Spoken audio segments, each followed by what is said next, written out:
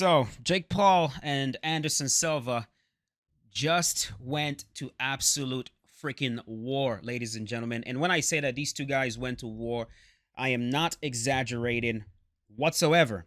Like, I'm not saying that as a joke. They literally went to war. Um, this is not the fight that I was expecting whatsoever. Um, on the part of Jake Paul, like it was pretty clear that the goal was going to be to try to stop Anderson Silva, try to hit him as much as possible, land powerful shots, and get him out of there. I thought Anderson Silva was going to focus more on being elusive, focus more on staying long, using counter punches. In the first round, that's what we saw. We saw Anderson Silva come out, moving around. He barely threw any punches in the first round. He did, the classic Anderson Silva, the classic thing we always see him do: gather information, look for opportunities to land counter shots.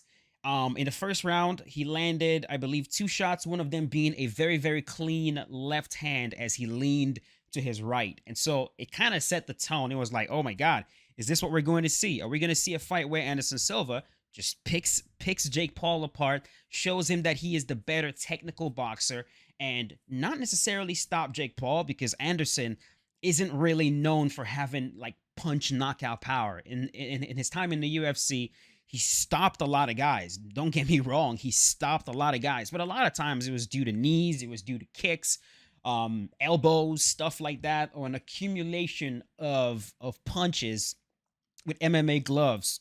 So no one was really expecting Anderson to stop Jake. We thought it was going to be like a clean technical style fight. But in round number two, Anderson Silva, I'm still watching the end of the match right here. Anderson Silva shows up in round number two and literally starts pushing Jake Paul back, pushing him back, being uberly aggressive, pinning him against the ring, working the body, working the head, just really, really aggressive. It almost looked like he was trying to get into a war with Jake Paul. And that is exactly what he got, man. Jake did such a very good job weathering the storm. Um, Anderson won the second round because of that aggression. I think it took Jake off his game a little bit. He was like, oh my God, like, this is shocking. It's not what I expected. Round number three, Jake, of course, recoups and wins round number three. The one thing Jake was doing a very good job. I mean, the man is he's getting such good training. He came in here well trained. First of all, because Anderson is a southpaw, a very good shot against the southpaw is, of course, the left hand. And when you have a fighter in the opposite stance, of course, your straight punches down the pipe is also pretty good. But the left hand over the top is also a really, really good weapon. And I saw that was part of Jake Paul's strategy. That was part of the strategy, the game plan his corner gave him. He would throw shots to the body, jab to the body, cross to the body, hooks to the body, get Anderson Silva dropping that hand this way so he can come over the top with the left hand.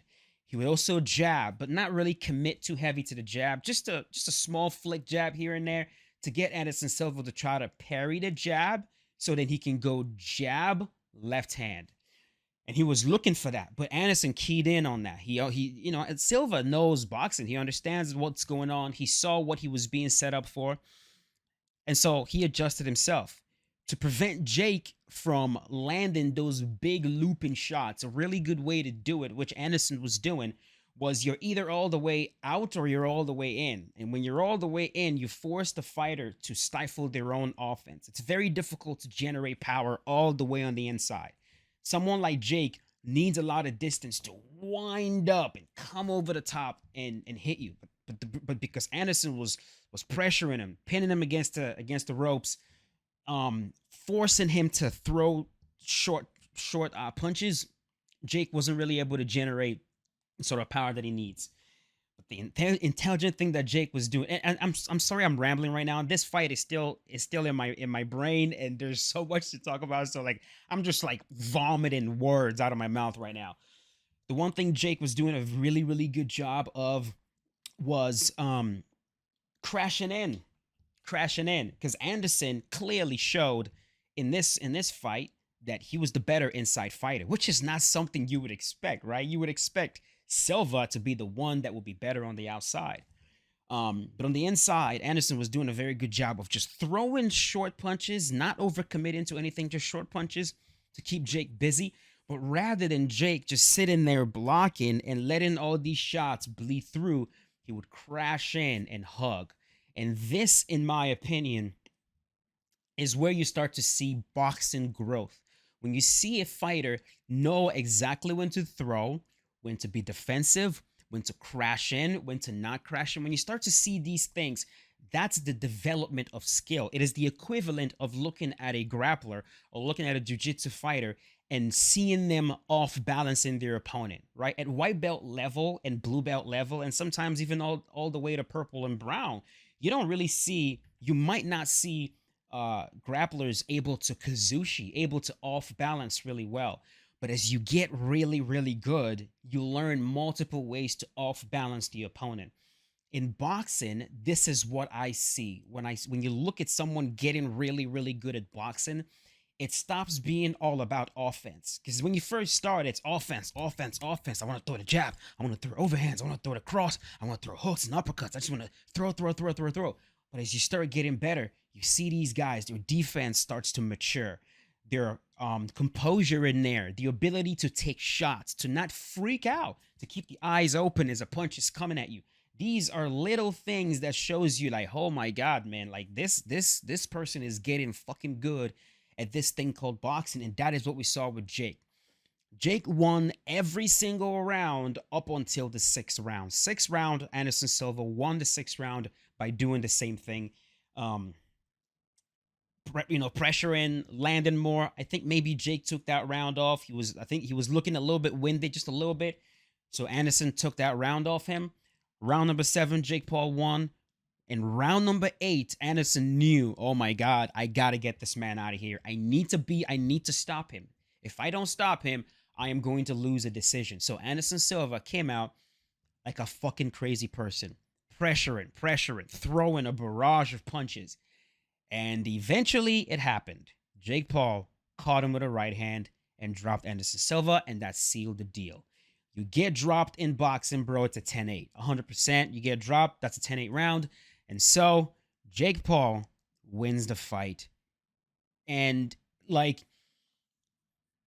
I'm just going to say this, man. Jake Paul he's kind of what happens when you keep telling a man you can't do it. You can't do it. You can't do it. You can't do it. He is getting fucking good at boxing right in front of everyone's eyes. And I think it's, with the way he's getting good at boxing, it's dangerous. He's the sort of person that's gonna get way better than you could ever possibly imagine, and you're not gonna pay attention because you're dismissing him. That's what happens with someone like Jake Paul. They keep getting good, and they keep getting good, and they keep getting good, and everybody looks at them like a fucking clown. You don't take him seriously. You think he's a joke. He's just a YouTuber. He's just dabbling in boxing. He's not serious. He ain't no pro boxer, but he keeps working. He fixes his diet. He goes to sleep on the right time. He trains properly. He pours a lot of money into training. He is getting the highest level of training that he can get, and he is getting good. And I tell you, bro, if you put your mind to something and you really want to get good, and you have the athletic ability, and you have the time, and you have the means, you're gonna fucking get good. And Jake Paul is getting really freaking good at boxing while everybody sleeps, while everybody goes, he's a clown, he's a YouTuber. I'm telling you, you guys, it's gonna happen. Next up, he's probably gonna fight a professional boxer, as opposed to like a retired MMA fighter, which is what he's been doing. Like, of course, we have to acknowledge that fact as well. He's beating up a bunch of retired MMA fighters. But what I'm gonna say is, like, anybody that says, "Oh, it doesn't count, he beat up Anderson Silva," do you think you could beat up Anderson Silva? If I was to give you a boxing glove right now, and I put you in a ring with Anderson Silva, do you think you'd be able to fight Anderson Silva? Do you think you'd be able to do well against Anderson Silva? I'm just saying, give the man his respect. Okay, I understand it's uncool and it's cringy to say that Jake Paul is good, but like, look at what's happening before your eyes. You give the man some respect. You don't have to like him. I mean, I don't. And I don't even have a reason to not like him. It's just this MMA versus boxing thing. It's petty. It's stupid. Like, I don't have a solid reason to not even like him. I'm just playing favorites because it's MMA. But But the truth is, man's getting good. He's getting fucking good. And I don't really think we even know just how good he is yet. I don't think so, because like he's been pushed, but we haven't really seen him tested. I mean, Silva tested him for sure. He showed his heart, but he wasn't cut. He wasn't dropped. He wasn't hurt. He was okay. You get to see how good somebody is when you put him in some serious adversity. And I think at some point he's going to fight a professional boxer who's going to expose how good he is or how much more he needs to learn. Um, but yeah, really entertaining fight. That's the most I can say. Exceeded my expectations. It was so much better than I thought that the fight was going to be. Anderson Silva, pushing 50, performed, absolutely performed. It was a beautiful performance. And Jake Paul as well showed up and they put on a show. And yeah, I don't know what's next. I don't know what's next. You guys let me know in the comments what you think is next. I'm going to go back and listen to the post-fight interview. I really wanted to get this video out of there and get my thoughts out. Again, sorry for the fucking rambling. Just had to get this one out. But yeah, thank you for watching, boys. Hope you guys enjoyed the fight if you watched it. And I will see you guys tomorrow. Peace out. Have a good night.